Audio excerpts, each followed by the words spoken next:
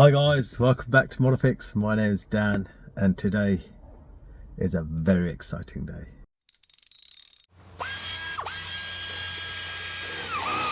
I've got some exciting news. I have just bought a Mazda Rx7.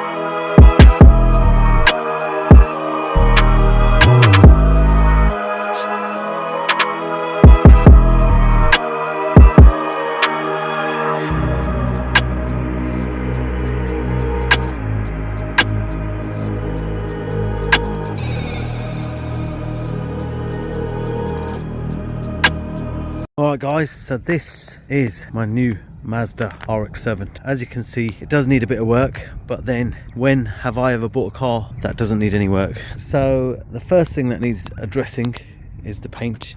So the paint is oxidized quite badly. The car has been off the road for about 3 months and it was a lot worse than this.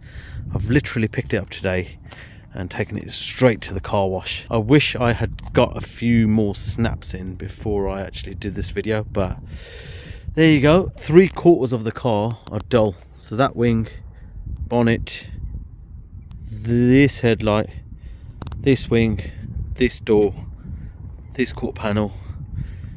Don't know if you can see it here, but there's a bit of a blend which indicates that it might have had a bit of paint, and that's why it's gone dull. And then you've got the back bumper, which is also dull. So all of that needs a good polish. We'll see where we get to with that. If not, then might need paint. Wheels, not really my cup of tea. They look amazing on the car, but they are a little bit skinny, and yeah, I think we can do something better with them.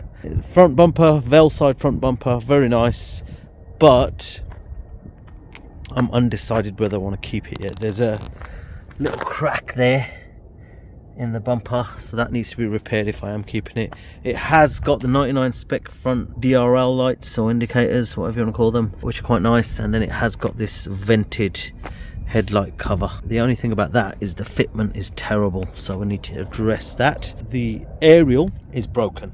I do like me a telescopic aerial, so might be changing that over.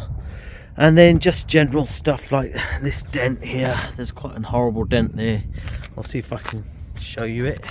So I'll try and get the dent man out and try and get him to fix that. But overall, it's a very solid, rust proof and straight car. I mean, all down this side, very straight. Let me show you the interior. Right, on the interior, nothing too sinister. The clocks have been changed out at some point. That boost gauge has to go. It's terrible. The sound system doesn't even work as far as I know, so that needs to go or be changed. There's lots of little niggles like this here. Look at that, it looks like a dog chewed it, so that's gonna have to be addressed. The rest of the trim is generally okay. I'm not happy about this LED blank thing being here. Not sure if I like this gear knob and really thick girthy handbrake cover.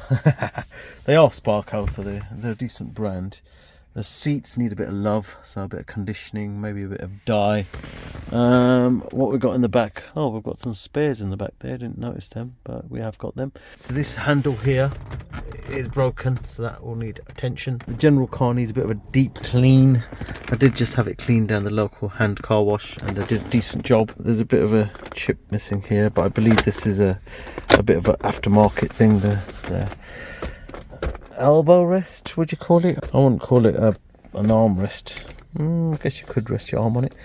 And air conditioning doesn't work, so I'm gonna have to address that, and these controls are a little bit dodgy. Another thing was that the brake lights would just stay on, so I've just had a look at that, and it looks like it's the brake light switch that's the culprit, so I'm gonna have to change that. Clutch is a bit high, so we might have to get a new clutch in, and I think we're gonna up the boost on this car after fitting a front mount intercooler. For those of you who haven't seen the Bose sound system in these cars, here it is in all its glory. It looks like industrial drain pipe, but I will play with this and see if I can get it to work. It'll be interesting to see. It has got the 99 spec lights on it, I forgot to mention that, which is really nice. In this box here there are some intercooler pipes which might help me to fit a front mount intercooler. The rear view mirror has fallen off, so that needs reattaching. This is a trim for that there, which needs to go back in the hole, but generally not too bad. Oh, there is a bit of water in the boot, as you can probably see there. It's just dripping away, so that needs addressing as well. Overall, I think we're good. Just a nice little project. So under here, as you can see, we've got the original Wankel engine. It has had a rebuild at some time in the past, and it seems to be okay. I mean, it is a little bit low on compression on the rear rotor, but we'll just have to play that one out and see how it goes. The air conditioning needs a bit of addressing, so I don't know if it's got a leak or what, but we'll have that tested and fix it. As you can see, not a lot of corrosion in here at all, if any. I mean, there's a little bit on that bracket, but no, nothing to worry about. Original twin turbo with ready air filters, not bad. Not really a fan of those foamy style air filters, but we'll see how we get on with that.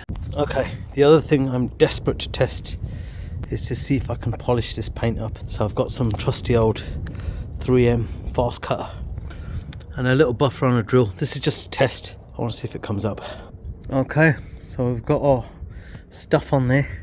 Just going to dab it around a little bit, and then give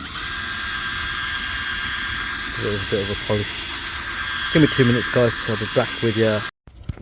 Well, it's looking promising. Don't know how much you can actually see in that, but here you go. Right, let me just buff that off.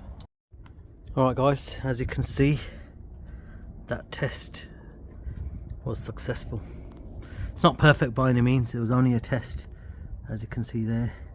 So, if you want to see a video of me polishing the whole car, then you better subscribe. But yeah, I think that is going to be in the pipeline. Everything needs doing, the whole bonnet, the other side wing, the door and the quarter panel and the rear bumper. I'm happy about that though, very happy, because I was very worried about it. As you can see here, the brake lights stay on constantly. Alright guys, a little update. I've taken the brake light switch out in its entirety, and as you can see, that functions as it should. Now the problem is, you see above the clutch pedal there's a switch. Right, you see that plastic bungy thing that's wrapped around the pedal? That actually presses the switch. Now I'm not sure if it helps to prevent wear or what, but what a stupid idea. Look on the brake pedal, guess what's missing? Can you see that? Yeah, exactly. So the way you fix that is get a 10mm nut and a bolt, put the bolt through, tighten the nut, and that's it. That's never going to break then. What happens is those plastic bungy things disintegrate, because it is a Japanese car. So let's get the 10mm bolt in, and then I'll show you the finished product. If you want to get your brake light switch out, it's an 18mm spanner. Alright guys, as you can now see, there's a 10mm bolt there. That's a M6. You could get a 13mm bolt in there, I reckon, but you just need a shorty really, and I found that the 10mm would go in there easier. And as you can see now, or can't, when I press the brake pedal, it releases the switch. Before it was just going into the hole. So that's done. Just make sure you remove the switch first. 18mm spanner, put your nut and bolt in there. It sounds easier than it is. It is a bit of a pig. You have to get upside down and try and get the bolt in and then the nut. So what you do put your bolt in first, then put your brake light back in so it actually holds the bolt in place, and then put your nut on. And then once you've done all that and you've tightened the nut on the other side of the pedal, then just make sure you re-tighten that brass bolt to make sure the switch stays in place.